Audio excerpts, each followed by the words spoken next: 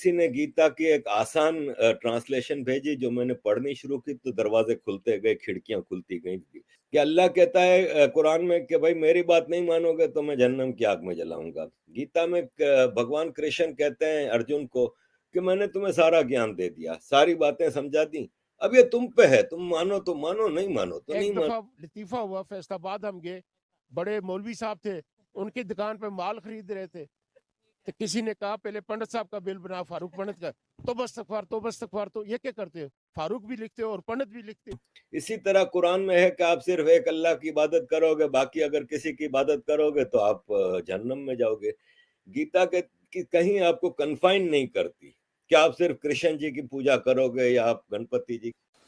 Society है वो तो रिलीजन सर नहीं आपको पता है पहले हम भी हिंदू हुआ करते थे। है। देखें ये तो अब ये तो हिंदू मजहब बहुत पुराना है, ये बात आप मानते हैं? मैं ये बात मानता हूँ। कि क्लियर अल्फाज में कहा है कि औरत है ना वो मर्द की गुलाम है, और मर्द जब जिस वक्त जैसी भी हालत हो औरत की वो बुलाए तो औरत उसको ओबे करे। जबकि हिंदू धर्म में देवियां हैं औरतें, तो ये सारे जवाबात मुझे गीता से मिलने लगे।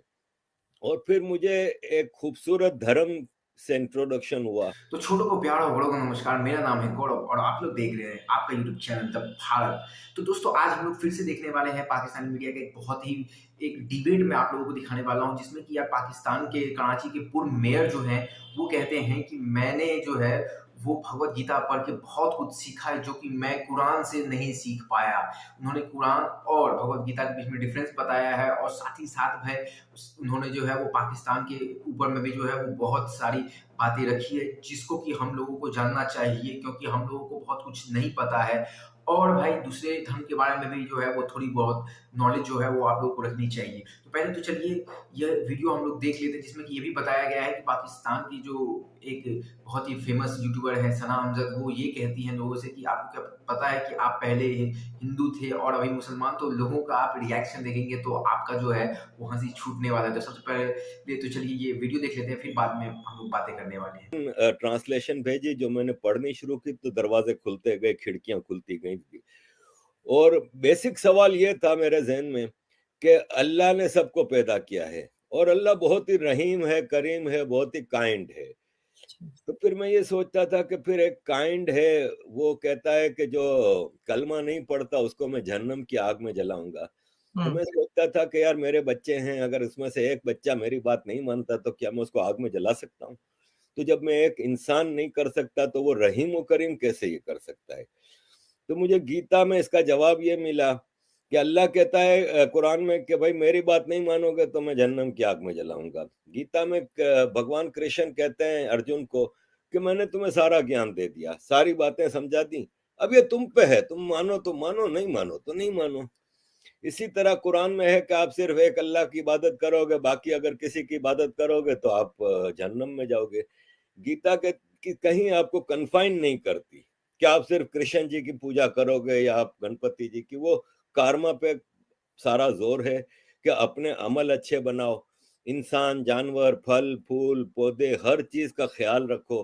और यही आज का साइंटिस्ट कहता है कि क्लाइमेट के हवाले से और ये सब चीजें गीता कहता है कि नरम साफ सुथरी फूड खाओ, वही आजकल बायो फूड के ऊपर बहुत ज्यादा जोर है। तो ये सारे जवाबात मुझे गीता से मिलने लगे।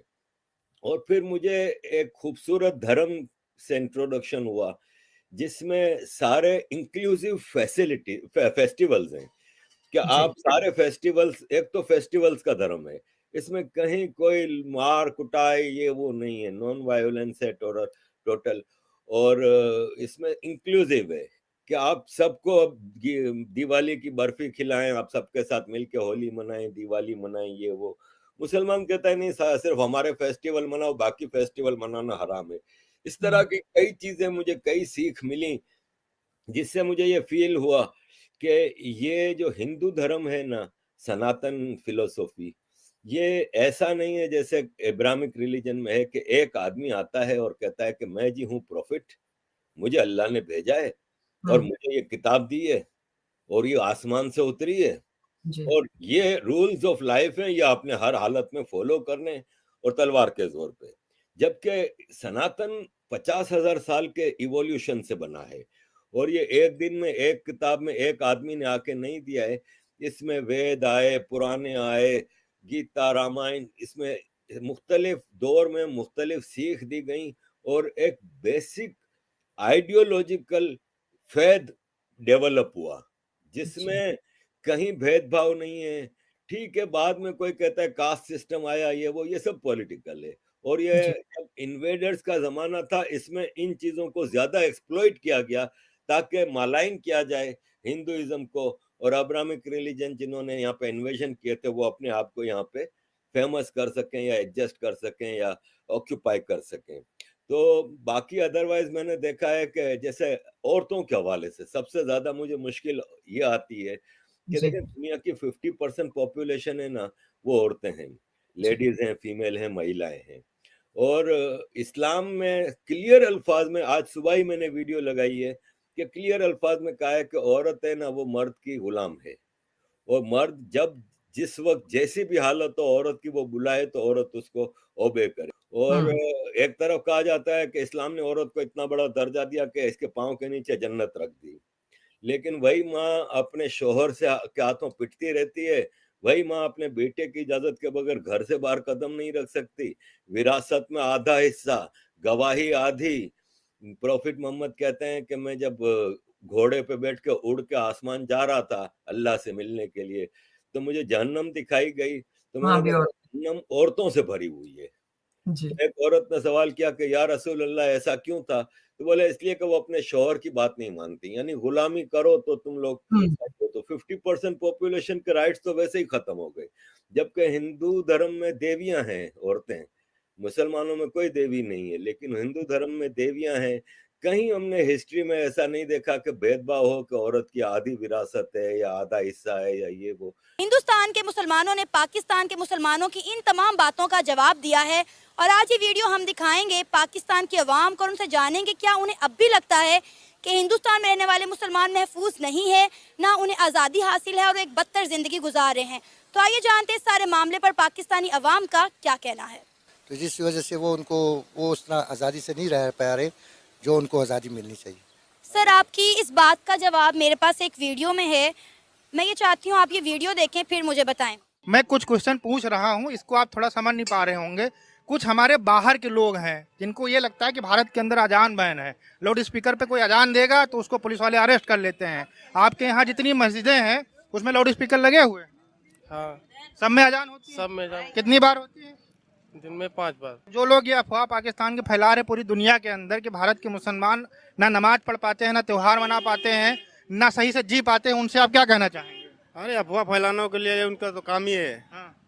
अफवाह फैलाने लोग जो जिनका है उनका तो यही काम ही है। वो देख रहे हैं, वहाँ के लोग बहुत देखते हैं, कमेंट करते हैं। वहाँ के लोग जो देखते हैं तो अच्छी बात है, देखना चाहिए, लेकिन हिंदुस्तान में कोई मतलब जात पात का कोई भेदभाव नहीं है। तो भाई लोग आप लोगों ने तो देखा ही ये वीडियो। अब बात कर लेते हैं कि यार देखो, फर्स्ट ऑफ ऑल तो ये मैं मानता हूँ कि यार देखो किसी भी धर्म के ऊपर में जो है वो आप सवाल नहीं उठा सकते, और धार्मिक किताब जो है वो किसी भी धर्म का जो है मुझे नहीं लगता है कि वो खराब से खराब शिक्षा देता है, ये ऐसा मैं मानता हूँ। परंतु हाँ, हर एक धार्मिक किताब में जो है वो आपको थोड़ी ना थोड़ी एक चेंजेस तो देखने को मिलेंगी, एक फंडामेंटल चीजें तो आपको रहेंगी ही एक ही जैसा, बट उसमें बहुत सारी ऐसे जो है वो जो सामाजिक चीजें हैं वो आप लोगों को बहुत ही अलग देखने को मिलेंगी, क्योंकि उसका जो है वो डिपेंड करता है कि हर जगह पे जो है ज्योग्राफी कैसा है। फर्स्ट ऑफ ऑल मैं आप लोगों को ये बता दूं कि यार ये बताओ कि इस्लाम में दफनाते क्यों हैं लोगों को, आप लोगों को क्या ये पता है? या फिर आप क्रिश्चियनिटी इसमें दफनाते क्यों है लोगों के लिए? क्योंकि भाई ये लोग जो है ये निकले थे भाई, आपको पता ही है, यूएई जो कि अभी सेंट्रल एशिया, या फिर आप बोल सकते हैं जो आपका अरब का क्षेत्र है, वहां से ही ये दोनों धर्म का जो है वो जन्म हुआ है। और इन दोनों जगह पे आपको तो पता ही है कि रेगिस्तान है, और रेगिस्तान है जहाँ पे, वहां पे तो है भाई, आप दूसरे तो चीजें छोड़ दे, आपको वहां पे भाई पेड़ पौधे तो देखने को मिलेंगे नहीं। तो इन लोगों के पास एक ही चीज थी, वो सबसे ज्यादा थी, वो थी मिट्टी। मिट्टी में ही जो है इन लोगों ने लाशों को जो है वो बिछाना स्टार्ट कर दिया, और ये एक एथनिसिटी की थी, क्योंकि ये अरब के लोग करते थे। बट हमारे इंडिया में लोग क्यों कर रहे हैं? क्योंकि वो लोग जो है उस कल्चर को मान बैठे हैं, जो कि अरब का ये कल्चर है। आपको ये बताऊँ, धर्म और कल्चर में बहुत ज़्यादा डिफरेंस है, पर लोगों को ये समझ में नहीं आता है। धर्म और कल्चर जो है वो दोनों एक ही साथ मिल जाते हैं। और हमारे इंडिया में क्यों है कि भाई देखो, हमारे यहाँ पे जो है भाई पेड़-पौधे हर जगह पे मिलते हैं। मट्टी में डालने से अच्छा है कि उसको जला करके जो है वो आप स्वाहा कर दो, क्योंकि यार मरने के बाद भी जो है वो आप 2 फुट की ज़मीन ले रहे हो, वो एक अच्छी बात नहीं है, ये मैं मानता हूँ। बाद बाकी भाई मैं किसी भी धर्म पे जो है वो खराब बातें नहीं बोलना चाहूँगा, क्योंकि यार हर एक आदमी जो है वो अपने धर्म को लेके बहुत ही ज़्यादा एक एक एक एक पर्सनल हो जाता है यार, वो जो कि एक बहुत निजी चीज़ है, उसके ऊपर में जो है हम लोगों को नहीं बोलनी चाहिए। और मैं आप लोगों को यही बोलूँगा कि ये जो आपने महोदय को देखा, ये कराची के मेयर रह चुके हैं और अभी ये बाहर में रहते हैं, और ये बहुत ही ज़्यादा तीखे वार करते रहते हैं पाकिस्तान और पाकिस्तान की गवर्नमेंट और उनकी आर्मी के ऊपर में। ये तीखे सवाल डालते रहते हैं, जो कि अच्छी बात भी है, क्योंकि पाकिस्तान का जो छवि है वो लोगों के सामने और ज़्यादा से ज़्यादा आना चाहिए, क्योंकि भाई इन लोगों ने जो है वो बहुत ज़्यादा गंद फैला के रखी है। इन्हीं लोगों के कारण जो है वो हमारे इंडिया को इतना ज़्यादा जो है वो यार मिलिट्री पे जो है वो अपना बजट खर्च करना पड़ता है इनके और चाइना के कारण, क्योंकि इन लोगों का कुछ पता नहीं कब ये क्या करेंगे। तो होप करता हूँ कि ये वीडियो जो है वो आप लोगों को समझ में आया होगा और अच्छी भी लगी होगी। तो मिलते हैं अगले वीडियो में, तब तक के लिए गुड बाय, जय हिंद, वंदे मातरम, और अपना बहुत बहुत ख्याल रखिएगा।